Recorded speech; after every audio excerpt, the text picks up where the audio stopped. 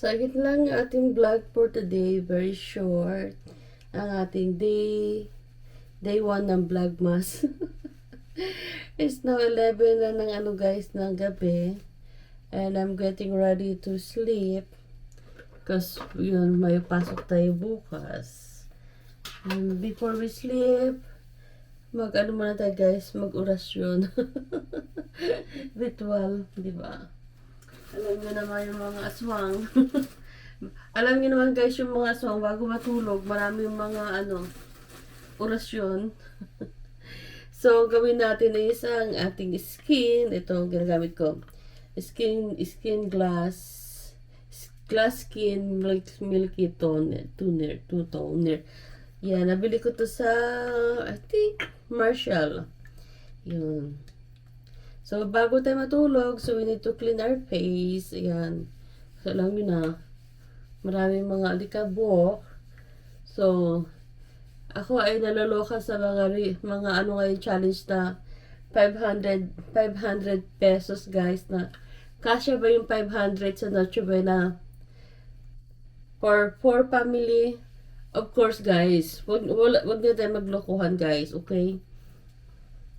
Hindi kasya ang 500 guys, kahit anong budget nyo dyan, kahit anong magic nyo guys, diba?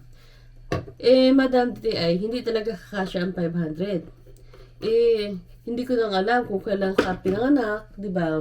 Pero, in reality guys, madam, hindi talaga kasya ang 500, di ba? Hindi guys pa nga lang. Kung Pilipino tayo guys, aminin natin ang bigas pa lang, nasa 50 na yata ang ngayon, kilo, bigas pa lang yan guys ha. Plus yung spaghetti pa, yung sahog natin, magkano. So, bakit binipilit ba ng DTI yung 500 pesos na hindi talaga siya magkakasya, diba? Kumbaga, bakit ba, diba, bakit hindi ko talaga siya maintindihan. I don't know guys, pero that's the sad reality na hindi kasya yung 500. Lalo na sa panahon ngayon na napakabahal ng mga bilihin guys. So, ewan ko na lang kung ako sa inyo, nako, huwag nyo na accept yung challenge. Siguro, meron iba, kakayanin, di ba? Bakit hindi? Pero, ay nako guys, kung naman, di ba? Minsan na nga lang magpasko, huwag nyo nang tipirin at huwag kayong maniwala sa 500 challenge na kaya yan ng natin, kaya ng budget natin, di ba? Talaga lang ha. Talaga lang. Nako. Kaya marami na high blood guys. So, marami na tumataas ang mga alta presyo ng mga Pilipino dahil sa 500 na challenge. But well, hindi talaga siya kasya. Kahit anong tipid natin guys, hindi yun kakasya. Kasi sa mahal ng bilihin, di ba? Huwag na tayong mga iba dyan, mga kasya yan guys, kasya. Ay nako, ewan ko sa inyo, ambot ninyo dahi. Basta para sa akin, hindi kasya ang 500, oy. Sa taas ng mga bilihin. Diba? Ay nako. Ako na lang sayang abot yung 500 pesos na per Noche Buena. Good luck. Na lang. Diba? Well, and yun lang guys, kung ang advice na lang natin is siguro,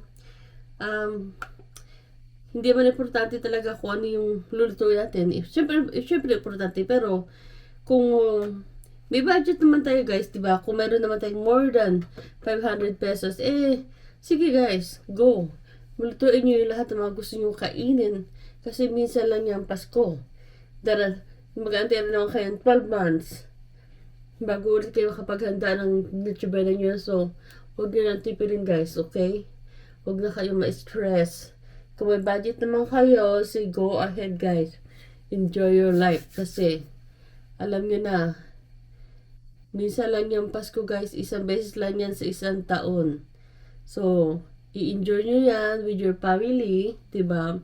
Kung meron tayong extra, more than 500, go for it, diba? Why not? Kung medyo konti lang yung budget natin, So, mag-ano tayo, mag-isip tayo ng more creative, like, instead of spaghetti, pansit na lang tayo, di ba? As in, importante lang naman we're complete na masaya tayo na kompleto yung ano natin, yung kompleto yung family natin for Christmas. Uminom pala ako ng ano, magnesium glycinate, ayan. Maganda ito bang ano, bago ka matulog sa gabi. That's it muna guys, and I'll see you in my next vlogmas tomorrow. Bye! Merry Christmas guys! Ay, no.